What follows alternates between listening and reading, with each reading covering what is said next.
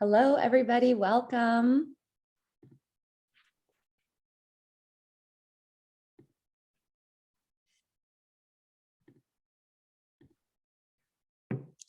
We are going to get started in a couple minutes. Just want to give everyone a chance to come on in.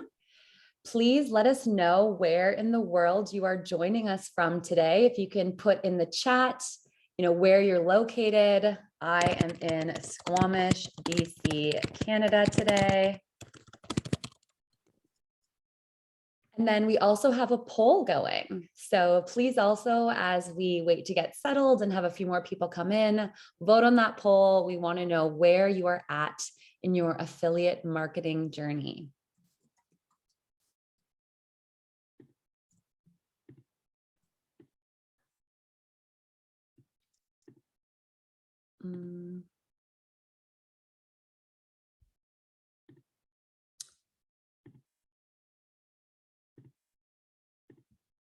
Okay, the chat should be on there now, William. Thank you for the heads up.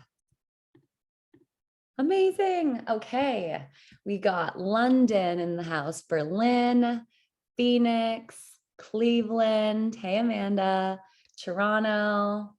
Leave it to another Canadian to let me know the chat was disabled. Thank you, William. Estonia. Wow. Athens, Lisbon, Madrid, San Jose, California.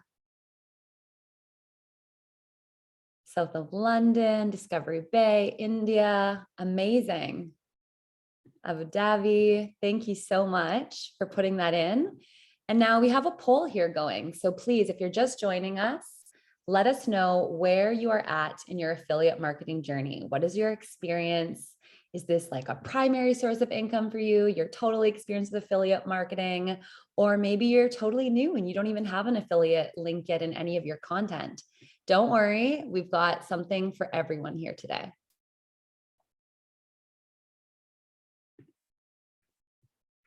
Huntsville, Alabama. Okay, wow.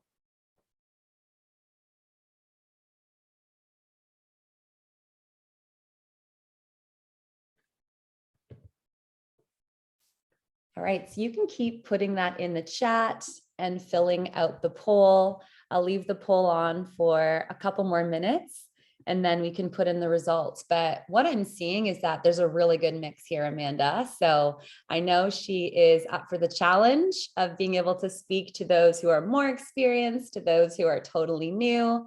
So it looks like we have a very diverse group. Hello, Renato from Ecuador. Amazing.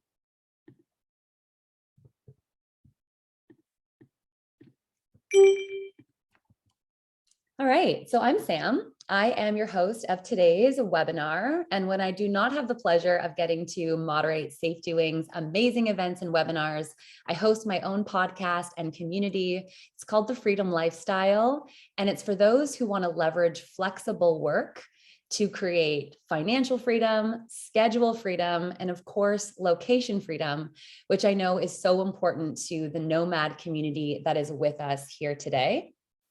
And we have an amazing speaker lined up for you. We have Amanda Williams, who is an award-winning blogger. Her blog is A Dangerous Business, and Amanda has been a full-time travel blogger since 2015. Her blog aims to inspire people to add more travel and more adventure into their lifestyle.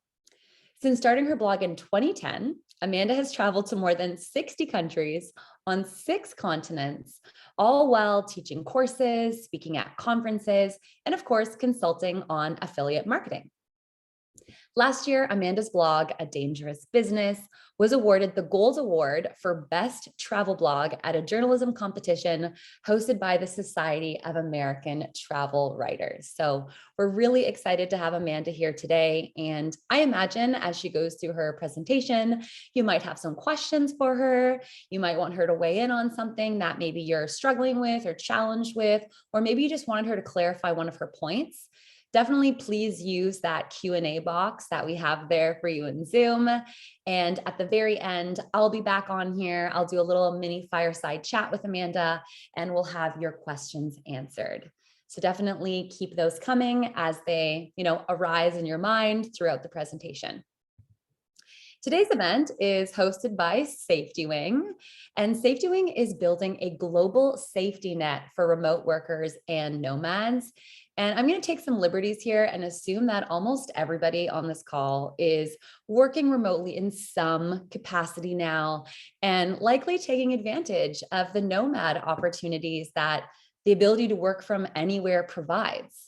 So with all of us in mind, SafetyWing is creating a suite of products to protect us and is really on a mission to become our home country on the internet. Our very first product was Nomad Insurance, which is what we are most known for.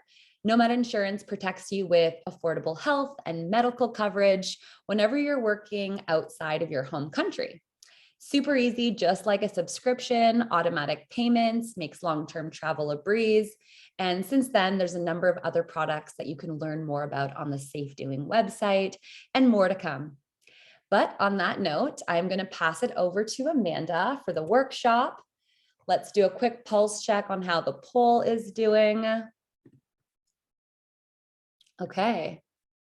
I'm going to share the results so everyone can see what a diverse group we have here today. Again, really what I'm seeing is that there is a mix of all levels. So Amanda, you got this. I'm going to turn off my camera and my mic, but I'll be here in the chat and I'll be monitoring the questions and I'll come back at the end of your workshop.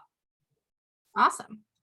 Thanks, Sam. All right. Hey, guys, I am Amanda. I'm going to be leading this little workshop here today. Thank you so much for taking time out of your day to join us, especially since I can't believe how many different countries and continents we have represented here today. So that's really exciting.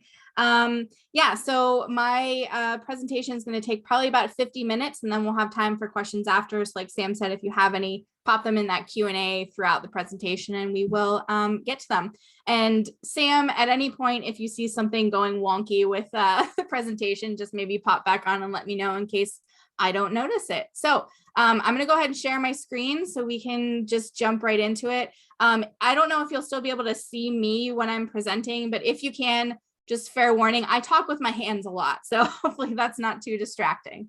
Okay, let me get this share screen going. And we're going to jump right in because I have a lot to share. I could speak for hours and hours about affiliate marketing if you let me. They will not let me today, but we're going to cover a lot. So we're going to talk about, this is not the beginning of the presentation. Let me go back to the beginning. That would be helpful. So we're going to talk about affiliate marketing that converts and how to convert those clicks into sales when it comes to affiliates. So a little bit about me. Sam already did a really great introduction. My name's Amanda. I've been blogging since 2010. You can find me on all the social networks at Dangerous Biz. I also have a second site that's just all about Cleveland, Ohio. If you're in the Midwest, check out Cleveland Traveler. I've been teaching people about affiliate marketing specifically since 2017. That's when I launched my first course, started doing consulting, speaking at conferences, all that fun stuff. So maybe some of you have already seen me do a presentation about affiliates at a conference. So you might be a little bit familiar with what I'm going to talk about, but I did add a lot of new stuff today. So that's exciting. And I do make what many people would consider a full-time income just from affiliates. Certainly pre-COVID, during the pandemic, it's been a little wishy-washy. Things are starting to pick back up now, though, that people are starting to travel a little bit more again. So yeah, that's kind of where I am and why I'm the one giving you this presentation today. So hopefully you trust that I know what I'm talking about. Okay, so really briefly, what we're going to cover today includes how to get started with affiliates in just 5 steps. So I noticed that a good number of you have started with affiliates, but maybe it's not like a main income stream yet. And some of you haven't even started. So this will kind of cover all of the basics along with some tips that maybe if you're already doing stuff with affiliates that you haven't thought of or haven't started doing yet. I'm going to talk about how to approach affiliate marketing with a strategy that actually targets conversions, both on a website and social media, depending on where you're using those links the most. And then we'll talk about how to actually turn this into something that's long-term and actually a business strategy rather than just throwing a bunch of affiliate links into your content and hope that they eventually magically will somehow convert into income. So getting started, let's just jump right into these 5 easy, well, I say easy, but not always easy, 5 steps for getting started with your affiliates. So the number one question I always get is, when should I start? And for some of you that haven't started yet, you might have this question as well. And the answer is, there's no right time. It's one of those non-answer answers. There's really no right time, but I will say that traffic does have a correlation to conversion, right? And this just makes sense. The more eyeballs you have on your content, whether that's on a website or on, Instagram or something like that, the more traffic you have, the more chances that somebody's going to click through one of your links and to buy or book something. That's just obvious. However, it depends on your content too. If you have a really strong niche, or maybe you have a handful of posts that are really, really affiliate friendly or affiliate focused, you might actually make a lot of sales without having a ton of traffic. So your mileage really does vary. It depends. Generally though, a good number that some people will quote is about 10,000 page views a month on a website is a good point to start thinking about adding those affiliate links in. But if you're not there yet, it's never too early to start learning about strategies, just so that when you are ready to implement it, you know what you're doing and where you're going. Because I do not believe in the spray and pray method of affiliate marketing. I don't believe that you should just add as many affiliate links as you possibly can, because in the long run, that's not a strategy. That's just adding a bunch of links. So we really want to talk about it as a strategy that's going to be something that's sustainable long term. So first of all, if you haven't started yet, or even if you have started to dabble a little bit, start with content you already have. This is the easiest place to start. This is going to be your most popular content on your website, and you should be able to kind of identify this in Google Analytics if you haven't already. Some questions you want to ask about your popular content include things like, what are those posts? How are people finding them? And how long are they staying on the page once they find them? And this is all important to know, because reader intent matters. And I'm going to repeat myself on this many times throughout this presentation, that reader intent matters, because especially with travel, people can be at different places in the buying or the booking process when they're finding your content. So why they're looking for a specific piece of content really has an impact on whether they're going to be in the right phase to want to book something through your links. So when you are looking at your top posts in your analytics, and I don't have time to show you exactly how to do that, but if you have questions, I can answer them later or email you or something like that. But when you are in your analytics and you're looking at those top posts, you want to look at certain things like posts that appear in your top 10 to 20, either all year or maybe during a specific season. I know I have certain content on my sites that do really well at different times of year based on just obviously the topic. So, posts that are always kind of in your top are going to be pretty good for affiliates. Posts that are getting search traffic and Pinterest traffic to a lesser degree. So Pinterest is still used like a search engine, right? So somebody who's searching for something specifically, either on Google or Pinterest, even YouTube, anything that's used as a search engine, if people are searching for something and then clicking over to your site through a search, it means that there's a specific intent with that. This is a little bit different from if you have content that maybe goes viral on social media. That's great. It might still send you traffic, but it's a different intent behind the traffic than if someone's actually searching for something specific.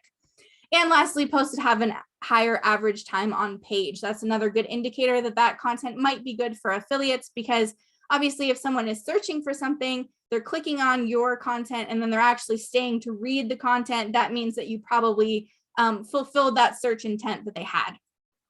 Now, this is all to say though, that not every post and not every website or social channel is going to be a good fit for affiliates, and that is okay. Like I said, I do not believe that you should add affiliate links, or that you need to add affiliate links to every single post on your website. So if you have a post, maybe it is really popular. Maybe I've had some content in the past that were 20 fun facts about Iceland that got a ton of traffic, but that's not necessarily affiliate friendly content. And we'll talk about why a little bit later. So if you have a post that maybe is really popular, but is just not a good fit for affiliates, that's fine. Don't stress about it. So once you kind of identify that content, we need to think about what are the right types of affiliates for you. And this, again, is going to vary based on your audience and some different things. But the easiest place to start, if you haven't started, is to start with brands you already know and love. And this is because affiliate marketing is all about trust. It's trust between you and your reader, your follower, whoever it is that you are talking to through your content. And I know this can be a little bit confusing because a lot of people, if they're just doing a Google search and they're landing on your website, they may not have ever seen your website before. They don't know a thing about you. And so you need to find ways to kind of build that trust very quickly with people. And there are different ways you can do this, and I'll give you some examples, but it really is all about trust. So if you can talk about brands that you already know, that you already use, that you love, that you would talk about even if you weren't sharing affiliate links, that's the best place to start. You can also look for brands if you have a specific niche in travel, or if it's not in travel, there might be some brands or even some destinations that maybe really fit your niche really well. And you also want to think about your audience. Where does your audience live and what brands are they already familiar with? And this is really important because you might have a website, let's say that you live in Europe, but your audience is mostly in North America, or anything like that, where maybe your audience doesn't live where you live.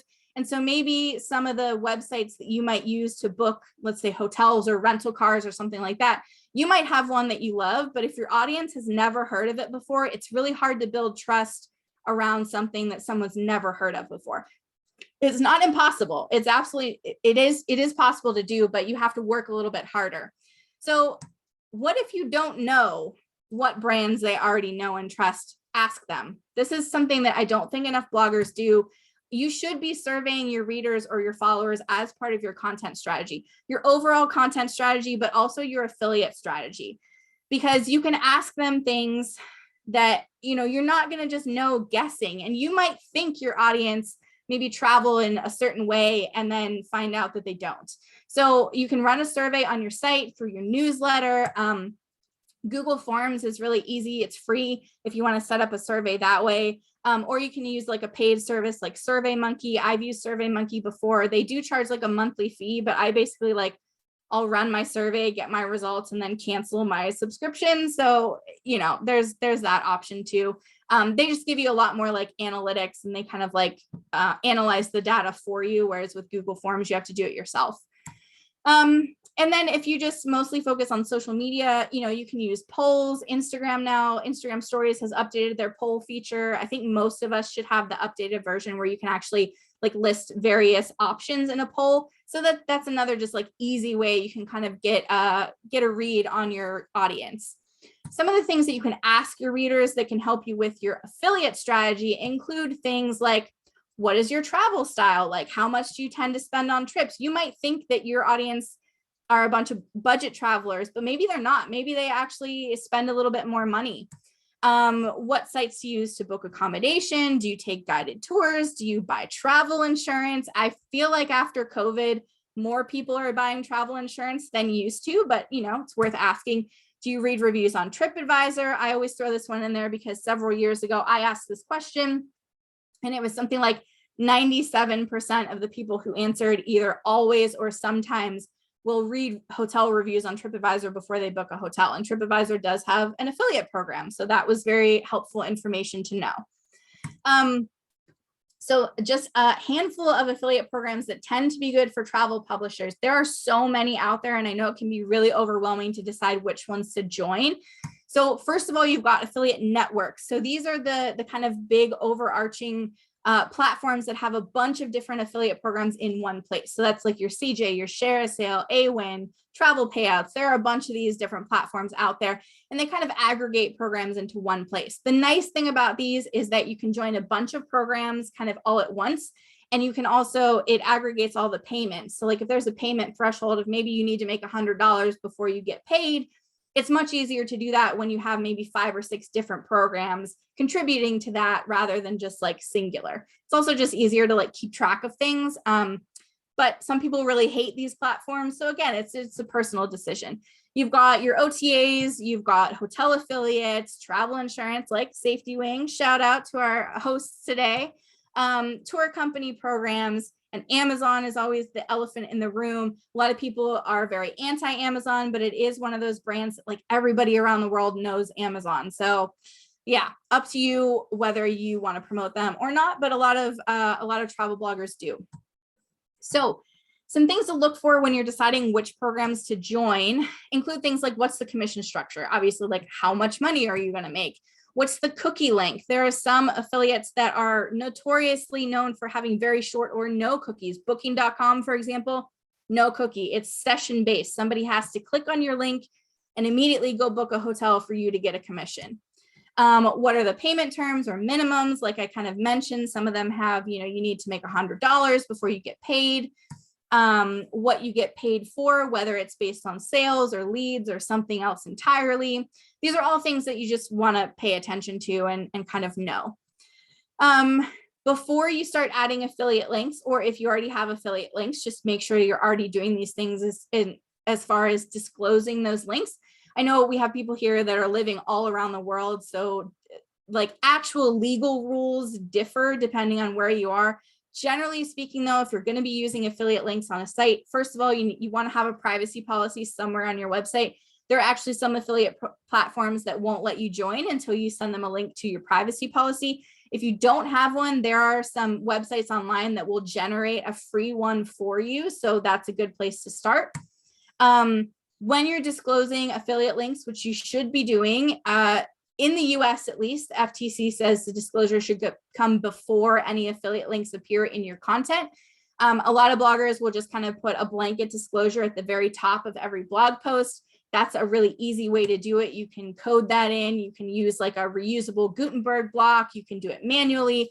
I've seen other people though, like if you don't have as many posts with affiliate links, you could even, like, let's say you're writing a city itinerary and you have a section on where to stay and that's where your affiliate links are. You could also just put that disclosure at the top of that section before your links. It's just, you're just supposed to let people know that there are affiliate links in a post before they actually reach an affiliate link. And there are some other disclosures, like Amazon has like one sentence that you have to have somewhere on your website saying that you're like an affiliate of theirs. I put that in the footer of my site, and it's also on my like larger disclosures page. And if you're using affiliate links on social media, you should make sure that you're disclosing those as well. So that could be a simple, maybe using a hashtag affiliate, or even just sometimes if I'm sharing, let's say on Instagram, I might even say like, yeah, this is an affiliate link, like in either verbally or written out or something like that.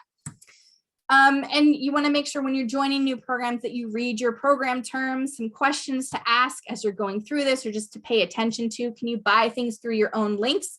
Some programs actually do let you earn commission on your own sales. These are few and far between, but it's a good idea to know which ones do.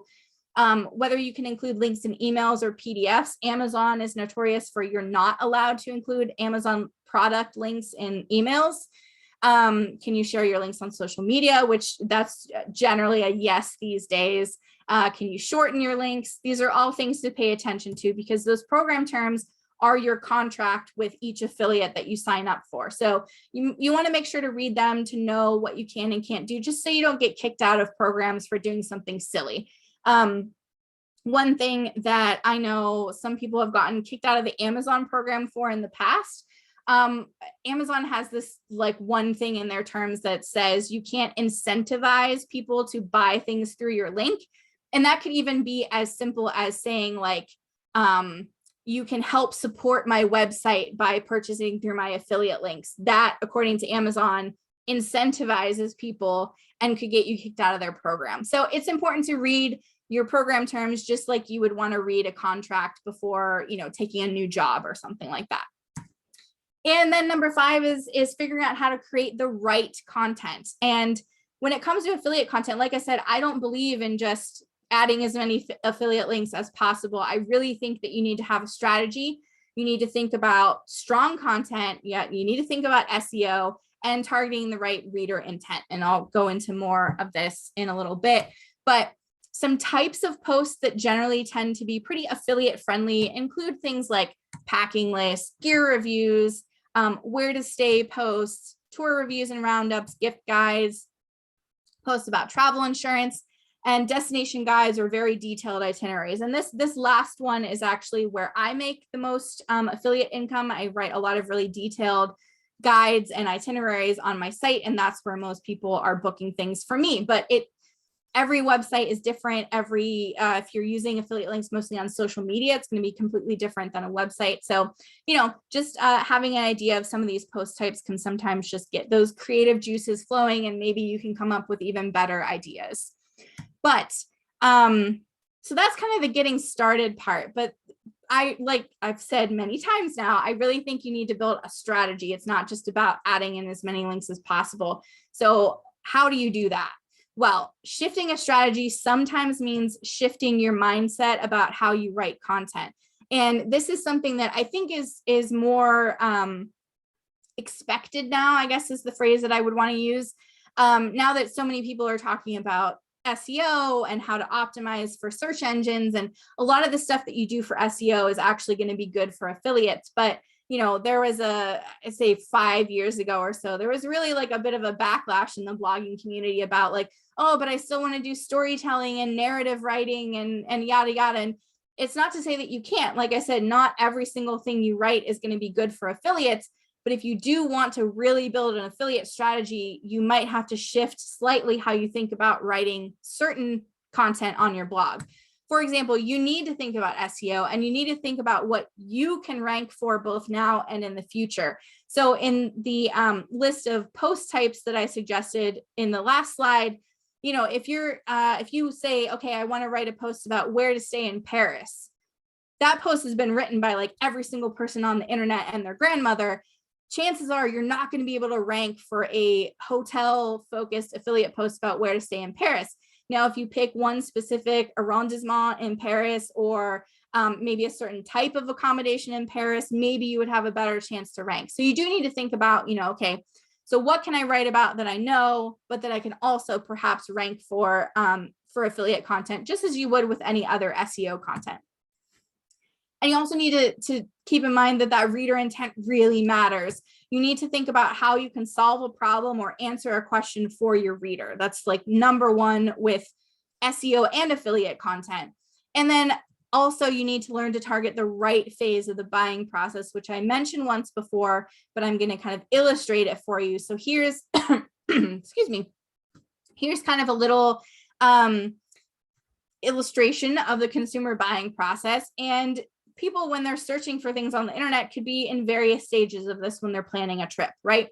So at the top, this is kind of the phase where someone decides, I think I want to go on a trip, and they start Googling for ideas of where to go, or maybe they know where they want to go, but they're looking for like, things to see in Paris or things to do in Paris. And that's like high level kind of information search, right? So that's the point where people they've decided they're going to go somewhere, but they're not ready to book anything yet.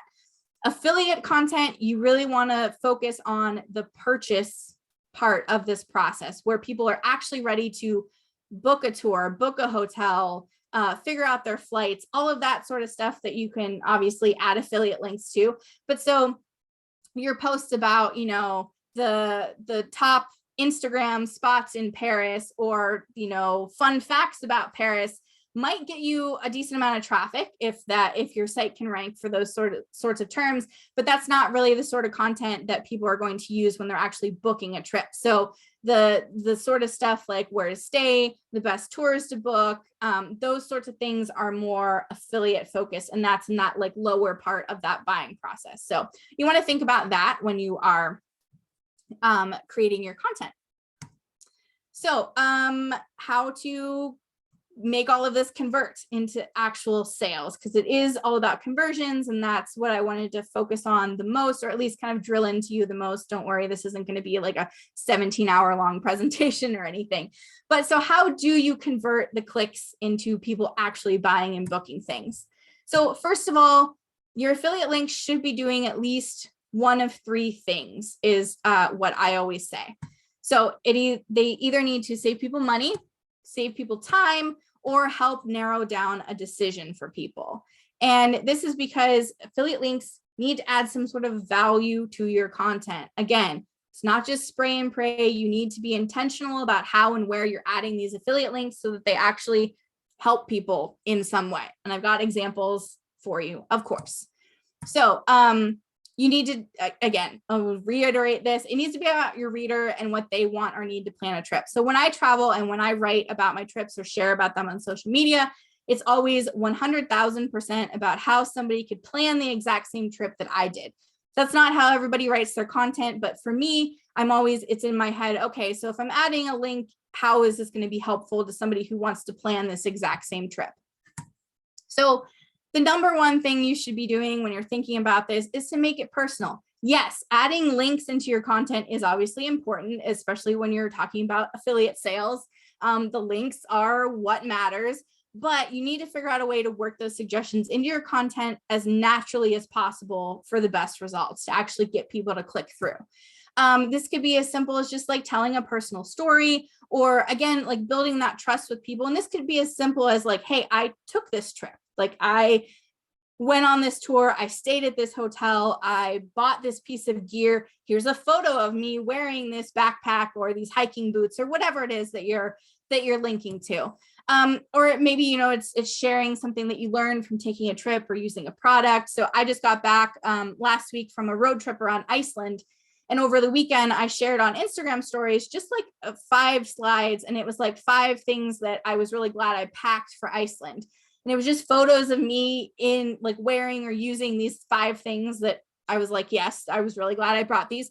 And I just included affiliate links on every one. And I got like 100 or 150 click-throughs on each link. And some people bought things. And it was just a really simple way to share some affiliate links. But because it was me personally saying like, hey, I took this thing and here's how I used it. And this is why I would recommend taking it if you're going to Iceland. Having said that, though, you need to keep in mind that people who are reading your blog, I'm not going to say they're stupid. They're not stupid, but they're not mind readers. You need to often nudge people and tell them what you want them to do with a link. Give specific suggestions and use active language. So some examples of this, if you're, let's say, talking about a hotel, don't just link the name of the hotel. Tell them that you want them to compare hotel prices, read reviews, go to Amazon to check prices, book this tour here. Like make it very, very obvious that like this is the link that you need to click if you want to go book, buy, whatever with this thing. This seems really obvious, but a lot of people do not do this with their CTAs. So this is definitely important to keep in mind. I also say you need to be specific in your recommendations, whether it's products, hotels. I have a really good example with this one. You don't want to overwhelm readers with too many options. And in the next slide, I'll show you what that looks like. And at the same time, you don't want to assume that your readers only travel the way that you do. I have an example of that as well. So here's how you can narrow down options. So I've used this example for many, many years. This is from my friend Jeremy, who has a site all about Pittsburgh, Pennsylvania. And when he first started adding affiliates to his site, this sentence, this book a room in Pittsburgh here, was the only thing that he was using to send people to booking.com in order to encourage them to book a hotel room in Pittsburgh. And I was like, Jeremy, that's not helpful. That's not helpful to just link people to every single hotel that exists in the city of Pittsburgh. And that's Pittsburgh. Pittsburgh doesn't even have thousands of hotels to choose from, right? But it's not really helping anyone make a decision. So I gave him some suggestions, and this is what he changed it to. He picked 5 hotels in Pittsburgh, listed them along with a reason why he was recommending them. Okay, this one has free parking. This one has a great city view. This one's the highest rated on TripAdvisor. And his hotel bookings went up 400%, just making this really easy change. So again, this is both helping people make a decision and saving them time because they don't have to go through every single option on booking.com. So that's just an easy way of helping people narrow down their options when it could be like really overwhelming. I think a lot of times, and I have to remind myself of this as well as a blogger, that I've been doing this for a really long time. I travel a lot, and like booking a trip for me is no big thing. Like it's not stressful. It's not overwhelming anymore. But the vast majority of people who are just kind of normal people booking trips and planning travel, they're not doing it that often. So the more I can help them by giving them these specific suggestions, the better. And here's a way to cover different travel styles. So I did a road trip around New Zealand several years ago with my husband. We did a camper van trip, right? We rented a camper van, we stayed at campsites, and I wrote this big road trip itinerary. But I'm well aware that not everybody who does a road trip around New Zealand is going to want to do it in a camper van and stay at campsites. So when I wrote the post, I included both camping options and suggestions for if you just rented a car and wanted to stay in a hotel. So it's just a good reminder that not everyone's going to travel the exact same way that you do. So keep that in mind when you're writing your content. You can also think about ways to use your unique expertise. Again, when I write my content, it's all about helping people plan the exact same trip that I did. So that sometimes means, okay, if I did something wrong, I'm going to tell people about it in my post or give them a tip for how to, make something go faster, or again, save money, save time, that sort of thing. So this little info box here that's in one of my posts about planning a day trip to Sintra is one of my most clicked on affiliate links, because again, it's based on my personal experience, my expertise. I'm telling a little personal story about, hey, like my credit card didn't work here, so I would have preferred to book this online ahead of time. Simple, but it works. And in a case, if you're not really sure which action to target, you're not sure where people are in the process, you can sometimes do this side-by-side thing. I do this in some of my posts where I'm recommending a hotel, but maybe I don't know quite where everybody is in the booking process. So I'll just put two links side by side. If you do this, you should technically pay attention to which one people are clicking on the most. I'm not the best at this, but ideally you would do that. One way that you can do this that's pretty cool is using a heat map on your website. So this, there are several different options. Most of them are paid, but sometimes you can like run one for a little while for free and test it out and kind of see, but it basically shows you where in a post people are clicking. So this is always really interesting on affiliate heavy posts, or maybe like packing lists, to see what people are actually clicking on. In this case, it's really interesting because the TripAdvisor and Booking.com links seem pretty equal, but more people are actually clicking on the link at the bottom, which asks them to compare hotel prices near Universal. This is a post about Universal Orlando and like the different parks and where you can stay and that sort of thing. So always interesting. That wouldn't have been my first guess as to the most clicked on links. So it's just good information to know. Okay. I think Sam is going to put up a quick poll again to kind of get you guys involved in this. We just want to know where on, yeah, here we go. Here's a quick poll for you. So if you are already using affiliate links, before we get into this short section about social media, where are your affiliate links performing the best? If you're using them in, if you're only using them in one spot, that's fine, pick that. And if you're using them in more than one spot, let us know where those are doing the best. And let's see, I think maybe Sam will leave that run until the end of this section, you think? And then, oh, okay, no, we have some results right now.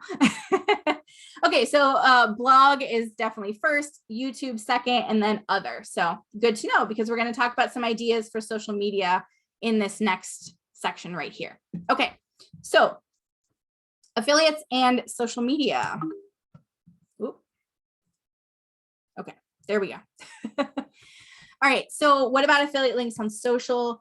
So these days, most affiliate programs will let you share links on social media with no problem. It didn't used to be that way. It used to be one of those things where you had to read the program terms and kind of see, but it's kind of just accepted now that you can share links from most affiliates on social. So Instagram, for example, some easy ways to share links include the link in your bio, in your Instagram stories. Everybody can share links in Instagram stories now that are clickable, no matter how many followers you have, which is great. I gave that example of how I shared over the weekend, like some of the things that I packed for Iceland that were really helpful, and people definitely clicked on those and bought some things. TikTok is becoming a more popular place to try and share some affiliate content as well. You could try dedicated videos, reviewing gear or a tour or a hotel or something like that. TikTok, the algorithm is very weird. You never know when something might take off and go viral. So in that case, if you're doing that, you do need to put the link like in your bio, because there's no place in the TikTok video to click on a link. And Pinterest, to a lesser degree, you can make pins that link directly to affiliate products. This would be one where you need to read program terms though, because I'm not sure if you can do this with Amazon products or not. You certainly could, let's say if you wrote like a product review or a gear comparison post on your blog, you could link there, but it's an option. Of course, so if you're doing any of these, be sure to disclose that these are affiliates that you are using. But I wanted to point this out to you because this is really important, or I think it's really important and nobody talks about it. So if you are using Instagram or TikTok and you're telling people to go to the link in your bio to click on something, either to go to a blog post or go to an affiliate site, don't send them somewhere else. Send them to your website. You don't have to use Linktree or any of those other like linky things that make a little page for you. If you have a website, and I think most of you here probably do have a blog, create your own landing page. Do it. It's really easy. It'll send traffic to your website, which is great. You can earn the ad money. You won't have any chance of violating affiliate terms if you're sending people to your website. So here's an example of 2 that I made really quick with just Gutenberg blocks. So the first one, the dangerous business one, is just if you go to my Instagram profile and you click on the link in my bio, this is where it takes you. You can put any links on here you want. Obviously, if I was going to link to like an affiliate product, I would need to like disclose that there are affiliate links in this, but you can link to specific blog posts, specific products. If you're doing a hotel review or something like that, throw that in there. The same with TikTok. I've got a TikTok channel for my Cleveland account that is really popular with locals. And so I have, the link in my bio there goes to this, and it has a bunch of different blog post links on it. For me personally, these don't drive a ton of traffic, but the fact that they're there, so if something were to go viral, it's there for me. And it sends people to my website and not somewhere else. So that's like number 1 tip. If you take away anything from this social media section, it's to do this. It's really easy. But okay, so are social affiliate links worth it? I just said that they don't send me a ton of traffic. I do think that it's worth it for high ticket items and impulse buys. So if you follow like fashion or beauty bloggers, they can easily sell things through Instagram, right? Because somebody sees maybe a lipstick that looks good on someone, or a dress, or something that's like very easy to just quickly decide, oh yeah, I'm going to order that, and just do it while you're on your phone. Travel generally is not an impulse buy. People are not watching your content and then immediately going and booking a $4,000 tour or a plane ticket. Some people might, but generally that's like a slower process. So if you do have something that's more of an impulse buy, certainly that could work well on social media, but it's harder in travel. I'm not going to lie. I personally would probably stick to sharing products or services that you always use and you can share regularly and consistently. So this would be maybe if you've got like a backpack or piece of luggage or something that you take on every single trip. Every time you go on a trip, mention it in your Instagram stories or, somewhere else on social media, being like, oh, hey, here's me in my favorite backpack going again. And you can link to it and that sort of thing. Again, that goes back to just like, if you're always using something, your audience trusts you that, okay, you've had this for how many years and we see it in photos all the time. And yeah, tell me more about it. Just make it personal. I think that's the best way to do affiliate links on social in a way that doesn't feel icky, which is my next slide here. Just tell stories, make people want to, I don't know. I feel like Instagram stories and TikTok to an extent is a good way to give people kind of a behind the scenes look at you as a blogger, a content creator, a traveler, whatever it is. So this is really the place where you can share like the things that you maybe wouldn't write on your website or make a YouTube video about. This is where you do that, but you can work affiliates into this without it feeling unnatural. Another idea of something that you can do is ask for coupon codes for your followers. So if you're working with an affiliate that you do really well with, and maybe you're sending them a lot of traffic or driving a lot of sales, you can absolutely approach them and be like, hey, do you think you can maybe give me like a 10% or 15% code for my followers to use? It's just a nice way to give back to your followers. Doing giveaways can sometimes work with this as well. This is harder for like the high ticket items like tours or plane tickets or something like that. But if it's like maybe a piece of gear or something, doing giveaways is kind of a fun thing to do with partners. This always is pretty popular on Instagram. I usually do this with my Cleveland account around the holidays. I do giveaways with like local brands and stuff like that. So you can do that with affiliates as well. Just no matter what you do, you just need to share with intention. Again, it's all about trust, whether people trust you to recommend things. And I feel like, especially these days, people can tell when they're just being sold to. So again, if you make it personal, if you don't force it and just kind of make it natural, then people respond better to that. Okay, last section here is about making affiliates part of your larger business strategy. So the bad news here is that affiliate marketing is not as passive as a lot of people will lead you to believe. A lot of people describe affiliates as passive income, and they can be. It's like once you get all of this set up, you can certainly just leave things and hope that they work and you make some income. And in a lot of cases, that's true. But as you can see through this whole presentation, there's a lot of work that goes into actually making sure that your strategy is good and that it's sustainable and something that can work in the future as well. So the non-passive parts of affiliate marketing include things like keeping track of your links. Some people are better at this than others. You could use a spreadsheet, you could use a plugin or a link shortener like Pretty Links or Thirsty Affiliates are both really popular. Keeping track of where you've added links is important though. You probably should be testing things. So test different programs, products, link placement, CTAs. This is really hard to do on every single post that you add affiliates into, but I would say like if you've got maybe 5 to 10 posts that are driving a lot of affiliate sales, you do want to test things. You want to say, okay, so maybe if are people more likely to buy this thing through Amazon or through another link? Are people more likely to buy it if I put the link up here or down here or both places? This is where those heat maps can come in handy sometimes. Testing things, it takes time, but it's something that you should be doing. You also should be checking those top posts at least 2 times a year just to make sure you don't have broken links, to make sure that all the info is up to date, that sort of thing. On products and stuff like that, I don't ever list pricing in my blog posts. Number one, because some affiliates don't let you, like Amazon, that's one of their things that unless you're like pulling in things through their API, you're not supposed to list product pricing just because it changes so much. So I don't generally worry about stuff like that unless it's just like a general okay, here's a national park fee and here's how much it costs to go inside a national park. But you want to make sure that all the info is updated, especially in the last 2 years. Things have changed so much in terms of, okay, do you need to book things ahead of time? Do you need to go online? Can you do it in person? All those things are important to just make sure that it's as up to date as it possibly can be. And lastly, just know that programs will move, close, change.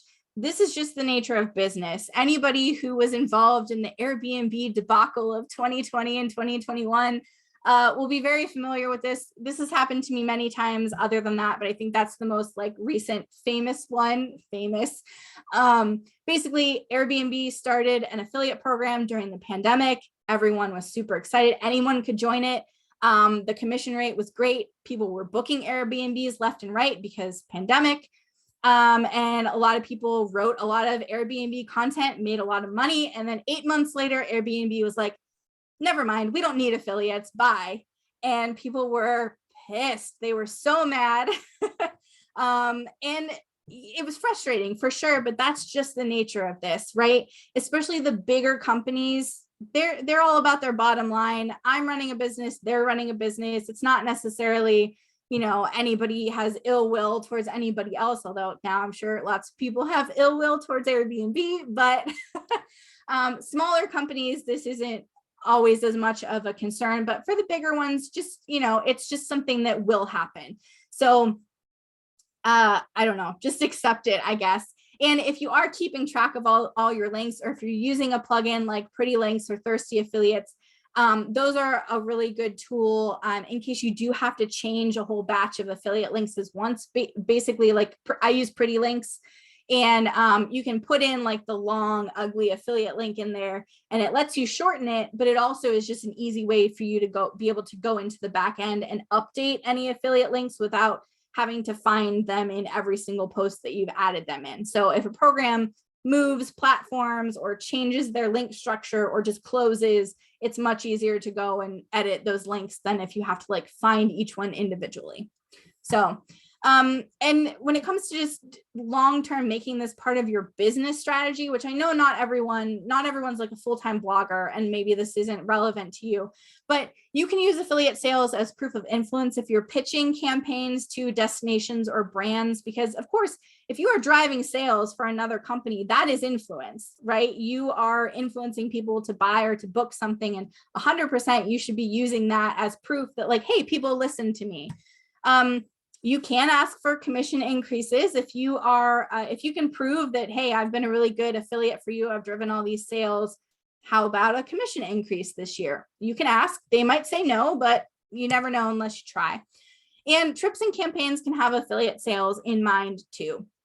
So for example, I often now will plan certain aspects of my trips with affiliate content in mind. So this might be going somewhere and booking a tour that like maybe I personally, if I was just traveling on my own, wouldn't book a tour, but like other people, the people I'm writing for might. And so I will try out tours, maybe try out different gear or stay in certain places that I know people might be interested in, and then basically review those. So this again is just so that I have personal experience to tell people about. And yeah, I've started doing that when I plan my trips. Okay, parting advice, and then we're going to get to the Q&A. Don't force it. Again, I'm just reiterating all of this. Affiliate links need to fit in naturally to your content. Focus on helping your readers. That's the easiest way to do this without it feeling icky, without it feeling salesy. Just make it as natural as possible. So one quick word on the Safety Wing affiliate program, because they have an offer for you guys as well. And then we'll get to the Q&A section. So Sam already kind of went over what Safety Wing is and what they offer, but they do offer an ambassador program for their nomad insurance and also their remote worker insurance. They don't have any traffic minimums. You can promote pretty much anywhere when you sign up for them.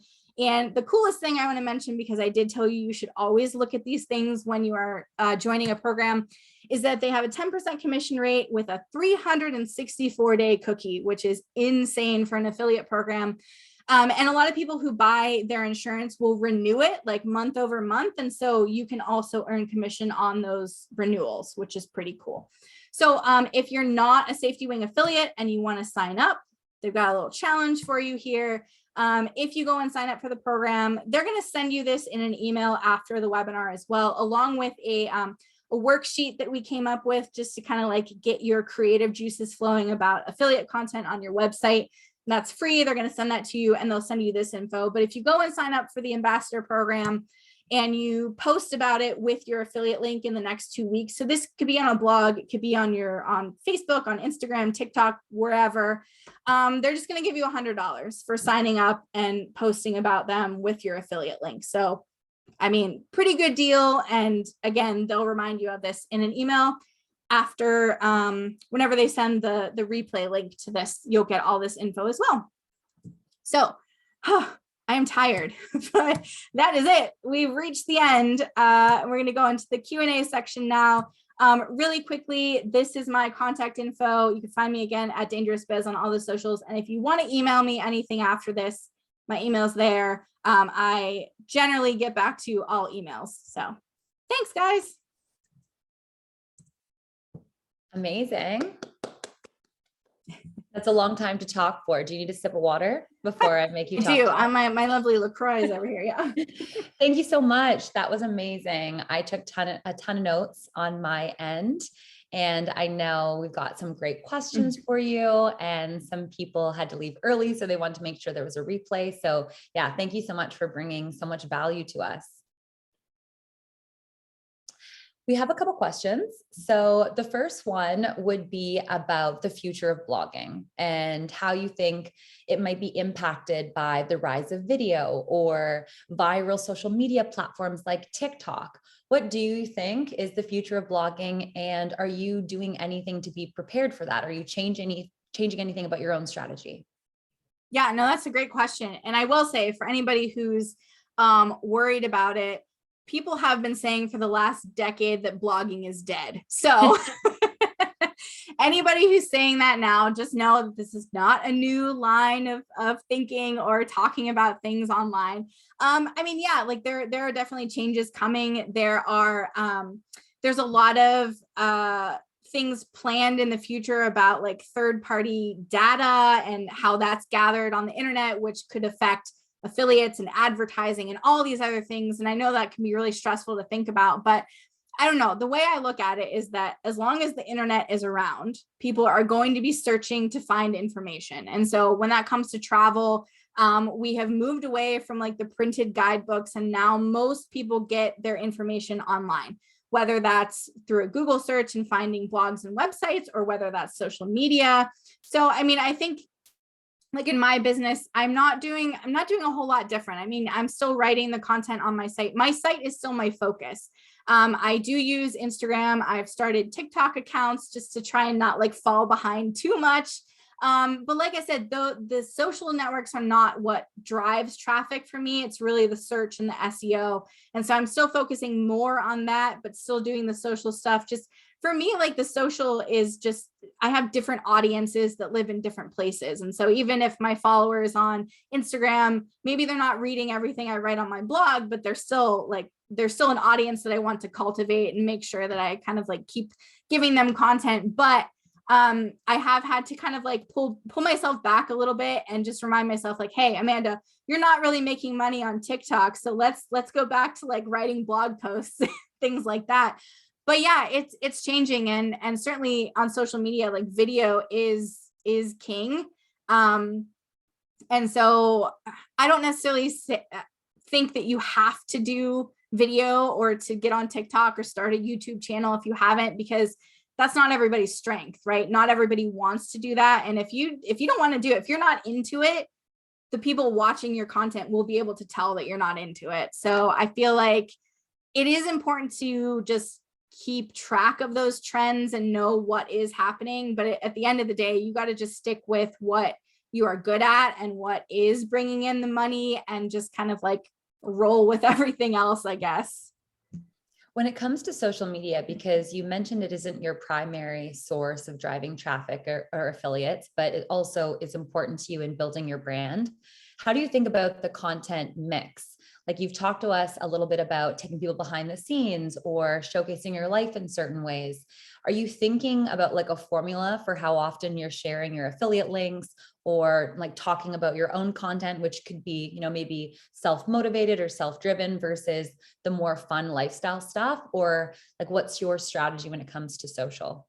Yeah, I'm not great at being as consistent as I could with promoting myself. I mean, I feel like I use Instagram more when I'm actually traveling and kind of just showing the behind the scenes of a trip and that sort of thing. And then sharing like links to new content. I use Facebook more for that, for sharing like the new stuff. And I've really just in the last year started dabbling on TikTok, but I found that like my Cleveland account does way better than my like normal travel account. And so that's been interesting, just to kind of like try out some different things. I don't know, for me, it's been fun creatively to try to like balance all these different social things. But like I said, I do have to sometimes reel myself in and remind myself, okay, I can't spend 3 hours a day like making a TikTok video, because at the end of the day, for me, that's not bringing in income. For other people, it is. So it's just one of those things. It depends where your audience is,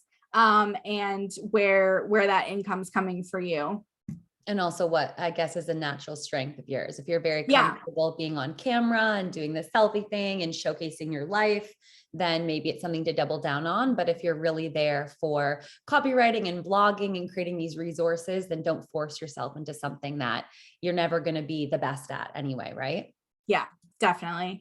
A couple people asked about heat map tools. Which one would you recommend? Are you using one consistently, or do you have a few in your pocket?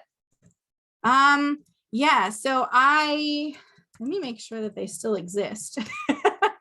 First of all, okay, so I use a tool for a lot of my affiliate analytics that's called Affilimate. I will put the name in the chat. Affilimate. It's a paid tool. It's not cheap, but it gives you like a crazy amount of analytics on all your affiliate links on your website. They give you like detailed insights on like exactly which links are converting, which posts are converting, and they have a heat map tool. So I use their heat maps, but there are the other site I would probably recommend is called Hotjar. I've used them in the past. And I'm pretty sure they do, I don't know if they still do free ones, but you could also just Google like heat map tools and find what's out there now. Like I said, it's been a few years since I've used anything other than Affilimate, but it is always a good thing to just check out on some of your top posts to see what people are actually clicking on, because it might surprise you. Perfect. Someone wanted clarity in terms of using pretty links. So I think you talked about putting the same link in multiple blog posts. And so if you did that, how would you know which of your posts are converting? Can you talk a little bit about the technology there, and if there's any additional step you need to do when you're creating the links, or if it can happen automatically with a tool that you're using? Yeah. So with like Pretty Links and Thirsty Affiliates, they don't, you would have to basically like do separate links for different posts if you wanted to track it through those tools. But that Affilimate tool that I mentioned is the one that tracks like individual posts and links. So I can kind of keep track that way.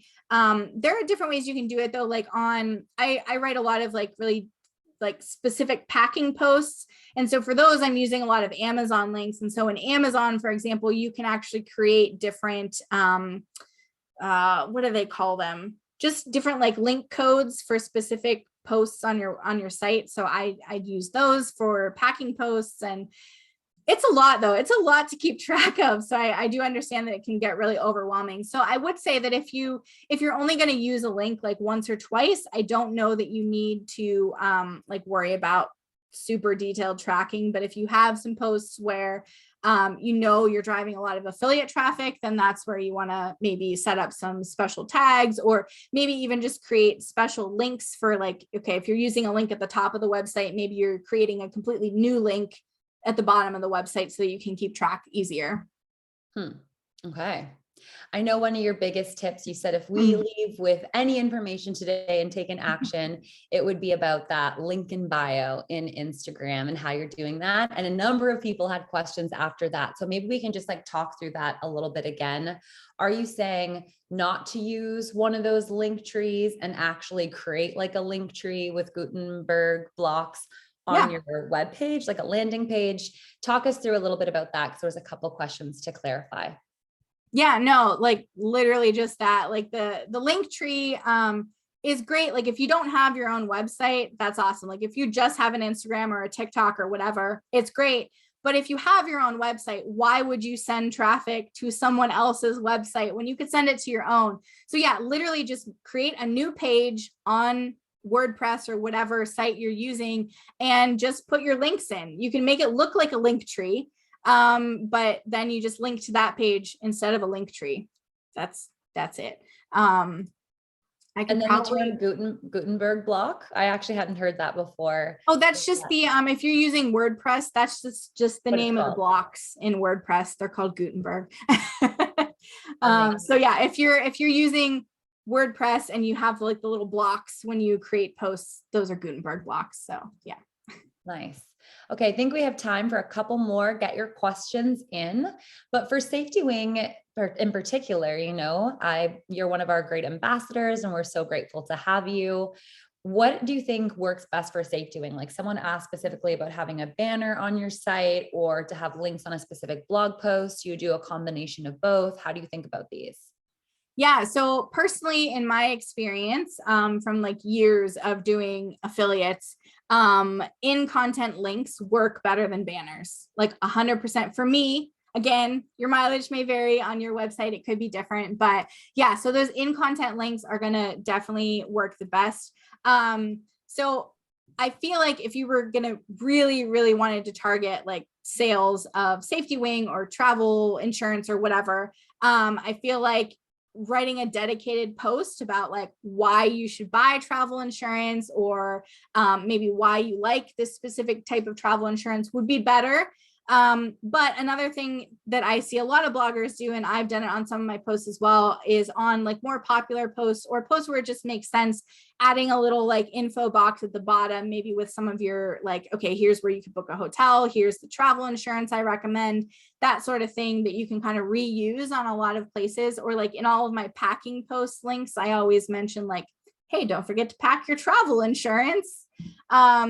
So yeah, and I think that travel insurance could also be one of those things that you can talk about on social media more often, you know, when you're going on a trip, just reminding people like, hey, I'm packing travel insurance because, you know, I don't want to worry about lost luggage, or I don't want to worry about what happens if I get COVID while I'm traveling, or any of the reasons why you might encourage people, especially now, to purchase insurance before they travel. So those are just some ideas, but yes, in content links for me work better than images or banners or search boxes or any of those other things that you could add.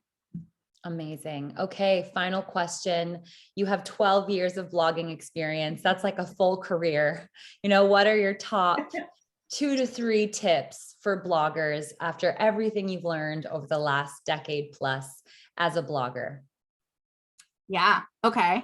So first, done is better than perfect. A lot of people hold themselves back launching a website, posting new content, trying something new because they want it to be perfect, right? And I get it. Like I totally was one of those like A student perfectionists in high school and college and all of that. And I think with blogging, yeah, a lot of times you just have to get it out there. You have to get that Google ball rolling on new content as fast as you can, and just, you know, just kind of accept the fact, yeah, you're going to make mistakes, you're going to get things wrong, and that's totally fine. That's okay. Number 2 would be, I would say like, don't force things if they're not working for you. So we kind of already touched on that, but if TikTok is really not your thing and you've tried it and you hate it, then don't do it. Like, don't force things that you don't feel like you're good at or you don't want to learn. And just kind of like try and be true to your strengths and to your voice and that sort of thing. I think like one thing that I've been really conscious of as my site has grown and social channels and stuff is just to try and just be real and be myself and not to force anything that doesn't feel like me. But then the third thing I would say is, at the same time, don't be afraid to learn new things, right? I come from a journalism background. So yes, writing comes very easily to me, but I don't have a business background. I don't have an SEO background. I've had to learn all these things over the years. So the fact that everybody here is already in an educational webinar, you know, you guys probably are into learning things or brushing up on things that maybe you've already learned, but could use a refresher on. But yeah, I feel like being willing to learn new things, being willing to admit when you don't know things is really important too. And then for me, like I'm at a point now where, yeah, this is my full-time job. It's a business. This is how I make income. And so also when I don't know something or don't know how to do something, can't teach myself, to hire someone who does know. I think that like investing back into your business is really important too. So maybe that was 4 things, but No, it was really great. Thank you so much, Amanda. And thank you everyone for being here today. This is a new webinar series that we're launching exclusively for our Safe Doing ambassadors. So know that more events like these are coming. We want to make these very practical and valuable. We want to help you enhance your brand, improve your content creation skills, and of course, increase your revenue. We'll also be doing some events just to connect our ambassadors, because we also know it's so important to have mentors and relationships in this space, whether it's to collaborate on content together and grow and scale together, or to just learn tips and tricks that you would have to learn through trial and error. So check out your inbox for those. The next email will be a recap with a lot of the offers that Amanda shared today about our ambassador program. So thank you so much. If you have any feedback for us or suggestions for future events, as always, please let us know. We want to make sure these are great for you. And thank you, Amanda. We're going to end it here. Yeah. Thank you, everyone. Thanks so much for spending an hour with us.